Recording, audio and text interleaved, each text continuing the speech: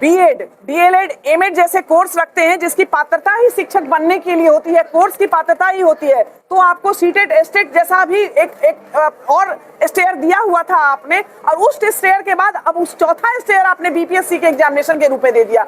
आप एकमात्र एक अदद नौकरी के लिए हमारे युवाओं का जिस तरह से प्रताड़ना और शोषण कर रहे हैं ना, वह बहुत दुर्भाग्यपूर्ण है। इस व्यवस्था को बदलने की पूरी कोशिश करेंगे। हम कोशिश करेंगे कि शिक्षकों को वो बीपीएससी के थ्रू नहीं आना पड़े। ये बीपीएससी की परंपरा को हम रोकेंगे। मिनिमम जो आपका क्वालिफिकेशन है बीएड, डीएलएड, एमएड, वो अगर आप किए हुए हैं तो आपको शिक्षक बनने के लिए ही आपने ये क्वालिफिकेशन लिया था। उसके बाद आपको सीटेट भी दे रहे हैं, स्टेट भी दे रहे हैं, उसके बाद और किसी एग्जामिनेशन की आवश्यकता उनको नहीं पड़नी चाहिए। उनको रोजगार मिलना चाहिए, उनकी आर्थिक समृद्धि के लिए काम करना होगा, उनको मानसिक यातना से मुक्त करना होगा शिक्षकों को। शोषणकारी नीति है बिहार सरकार की। मैं तो आश्चर्य करती हूँ कि जब आप बीएड, डीएलएड, एमएड जैसे कोर्स रखते हैं जिसकी पात्रता ही शिक्षक बनने के लिए होती है, कोर्स की पात्रता ही होती है, तो आपको सीटेट एस्टेट जैसा भी एक और स्टेयर दिया हुआ था आपने, और उस स्टेयर के बाद अब उस चौथा स्टेयर आपने बीपीएससी के एग्जामिनेशन के रूप में दे दिया।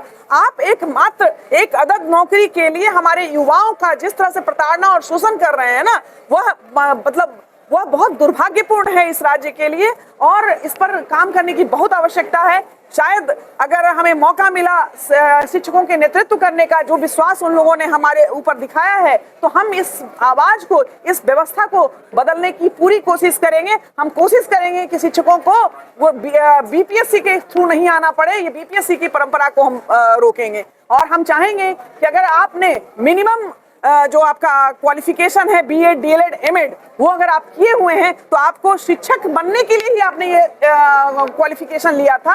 उसके बाद आपको सीटेट भी दे रहे हैं, स्टेट भी दे रहे हैं, उसके बाद और किसी एग्जामिनेशन की आवश्यकता उनको नहीं पड़नी चाहिए। उनको रोजगार मिलना चाहिए, उनकी आर्थिक समृद्धि के लिए काम करना होगा, उनको मानसिक यातना से मुक्त करना होगा शिक्षकों को।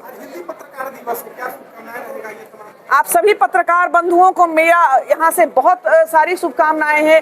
हिंदी को बढ़ाने की आवश्यकता है। आप अपने पत्रकारिता के माध्यम से, अपने जर्नलिज्म के माध्यम से हिंदी को जितना प्रमोट करेंगे, वह हिंदी राज्य है हमारे देश में, हमारी भाषा, मातृभाषा हिंदी है। हम चाहेंगे कि वह अधिक से अधिक फले फूले, और यहाँ से यही संदेश देंगे कि आप सब बेहतरीन काम करें। आपके भविष्य के लिए भी अच्छा काम होना चाहिए। सरकार को हमारे चौथे स्तंभ की भी रक्षा करनी चाहिए।